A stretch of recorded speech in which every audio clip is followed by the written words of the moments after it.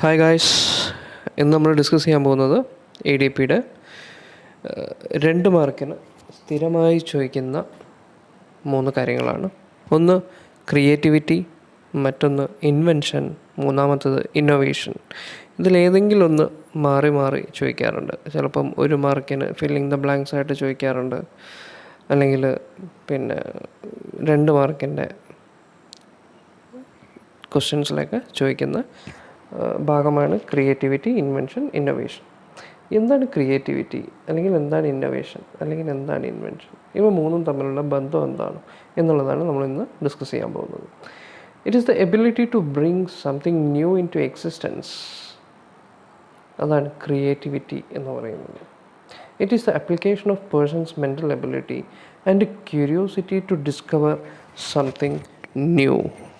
അത് പുതിയതായി കണ്ടുപിടിക്കാനുള്ള, അതായത് നിലവിൽ ഇല്ലാത്ത അല്ലെങ്കിൽ നിലവിലുള്ളതിന് പുതിയൊരു രീതിയിലേക്ക് കൊണ്ടുവരാനുള്ള ഒരു ക്യൂരിയോസിറ്റി അല്ലെങ്കിൽ ഒരു മെൻ്റൽ എബിലിറ്റി, ഒരു വ്യക്തിയുടെ കണ്ടുപിടുത്തത്തോടുള്ള ആ ഒരു മെൻ്റൽ എബിലിറ്റി ആൻഡ് ക്യൂരിയോസിറ്റിയുടെ ആപ്ലിക്കേഷനെ പറയുന്ന പേരാണ് ക്രിയേറ്റിവിറ്റി എന്ന് പറയുന്നത്.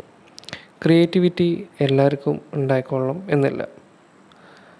അത് ചില ആൾക്കാർക്ക് ചില മേഖലകളിൽ നല്ല ക്രിയേറ്റിവിറ്റി ഉണ്ടാവും. നമ്മൾ പറയാറുണ്ട് ചില ആൾക്കാരെക്കുറിച്ച്, അവൻ അത്യാവശ്യം നല്ല ക്രിയേറ്റീവാണ്, കുറച്ച് ക്രിയേറ്റിവിറ്റിയൊക്കെ ഉള്ള ആളാണ്. ക്രിയേറ്റിവിറ്റി എന്ന് പറയുന്നത് നിലവിലുള്ള സാധനങ്ങളെ പുതിയ രൂപത്തിലേക്ക് കൺവേർട്ട് ചെയ്യുക. അതാണ് something new, ability to bring something new into existence.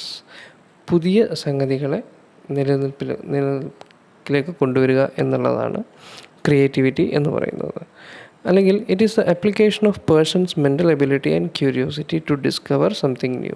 പുതിയതെന്തെങ്കിലും കണ്ടുപിടിക്കാനുള്ള ആ ഒരു ക്യൂരിയോസിറ്റി. ഡിസ്കവർ എന്നുള്ള വാക്കാണ് ഇവിടെ ഉപയോഗിച്ചിരിക്കുന്നത്. ഡിസ്കവർ എന്ന് പറഞ്ഞാൽ ഓൾറെഡി കണ്ടുപിടിച്ച സംഗതികൾ, ഓൾറെഡി ആരെങ്കിലും കണ്ടുപിടിച്ച സംഗതികളെ പുതിയ രൂപത്തിൽ ഇൻട്രൊഡ്യൂസ് ചെയ്യാനുള്ള ഒരു ക്യൂരിയോസിറ്റിയും മെൻ്റൽ എബിലിറ്റിയും പറയുന്ന പേരാണ് ക്രിയേറ്റിവിറ്റി എന്നുള്ളത്. ഓക്കെ, രണ്ടാമത്തത് ഇൻവെൻഷനാണ്. എന്താണ് ഇൻവെൻഷൻ?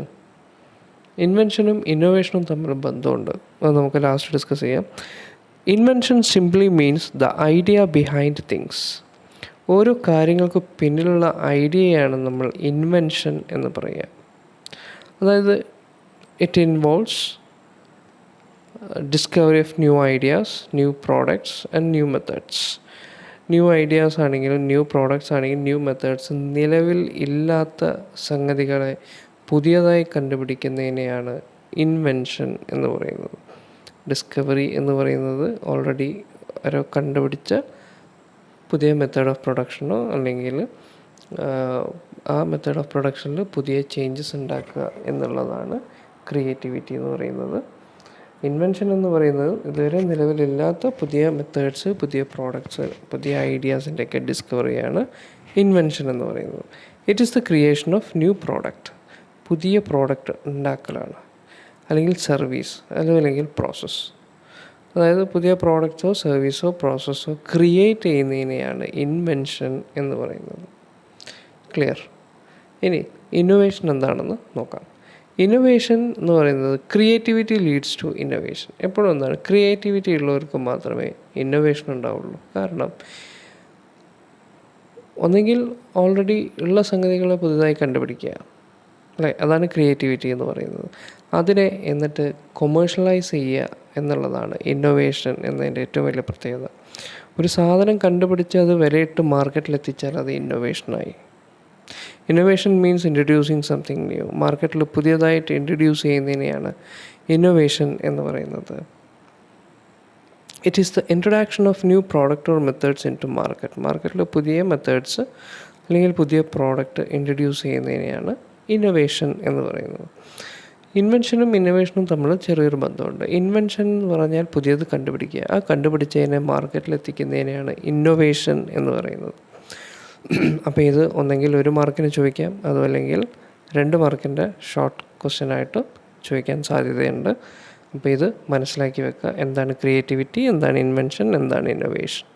ഓക്കെ, ബാക്കി നമുക്ക് അടുത്ത ക്ലാസ്സിൽ ഡിസ്കസ് ചെയ്യാം. Thank you.